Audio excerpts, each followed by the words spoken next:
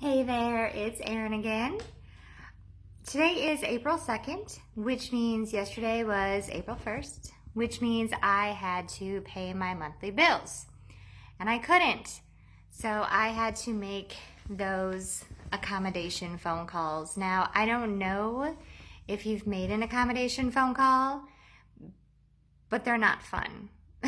They are uncomfortable, they are scary, and they are sad because you have to call a company or a person that you really do owe money to and tell them that you're not able to pay them. And it can be really emotional and really overwhelming. So I sat there and I wrote a list of everyone that I needed to call and basically say, hey, this is Erin. I don't have any money to give you this month. And I decided to start out with American Express because they are my business credit card and I have clients that are not paying their bills, therefore I can't pay my bills. So I call American Express, they answer right away. I have scripted out in my head exactly what I'm going to say. I am going to explain the situation to them, I'm going to apologize, I'm going to tell them what my plan is, like I have the whole thing figured out. Guy answers the phone. I said, hi, my name is Erin Cox. I'm an independent contractor, and right when I said that, he cut me off. And he said, don't worry, Miss Cox. We'll take care of it. We've got it handled. And I said, really? He said, yes. I'll take care of everything from my end. I said, oh my gosh. I said, thank you so much. That's amazing. There's really nothing that I need to do? And he said, no, there is one thing that I need you to do. I said, okay, what is it? I'll do anything. And he said, I need you to tell me how you're doing.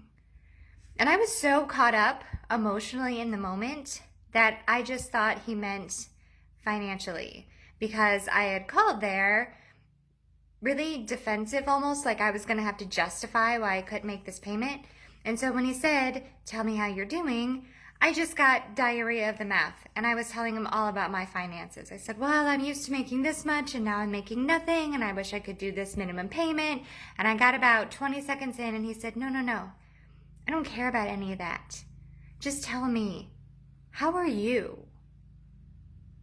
And I realized he was asking about me, about my well-being, about my mental health. He didn't care about when I was going to make my payment. He didn't care about when I was going to have money coming in. He wanted to know how I was doing. And when I realized he was asking about me instead of just my finances, I immediately just started crying. And I also told him way too much information. I don't know if you've seen the movie The Goonies, but you know where, I think his name is Chunk. He gets captured by the bad guys and they're like, tell us everything. And he said, in second grade, I cheated on a test. But I just went on and I cried, and he just listened and he empathized and he said, I know this is tough. I know this is difficult. And finally, when I got done with my monologue of misery, he said, Miss Cox, can I please do something for you? And I said, well, yeah. And he said, can I pray with you?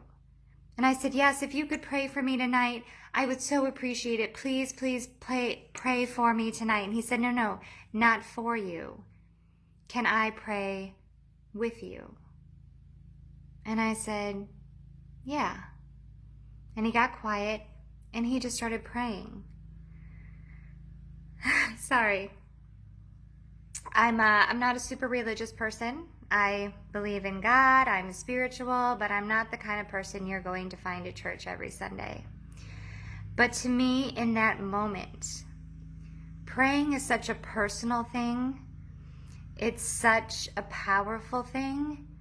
And for him, this complete stranger, I don't even remember his name, to offer to pray with me was so meaningful.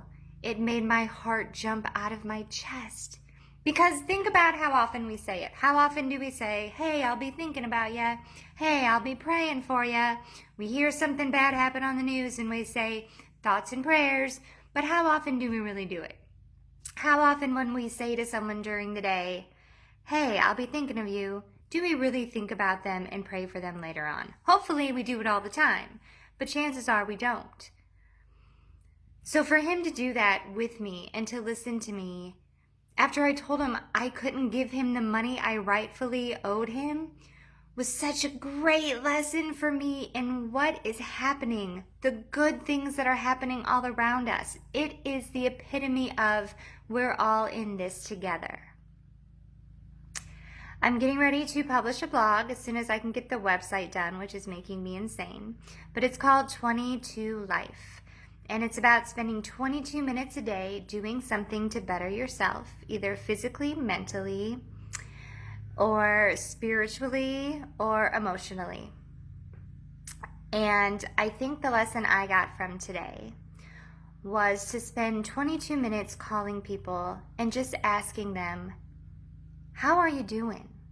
And not allowing them to say fine or okay or I'm hanging in there, but to really let them talk and let them vent and tell you their fears or their frustrations. And also in that 22 minutes, ask to pray with them, not for them, because that takes that connection to a whole nother level. And right now, in this crazy, crazy time, what we need more than anything when we're socially distanced is to feel that human connection.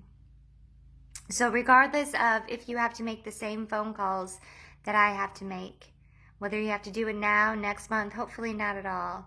But when you do, I hope you can have the same experience that I did. And if you don't, I hope you can create that experience for someone else.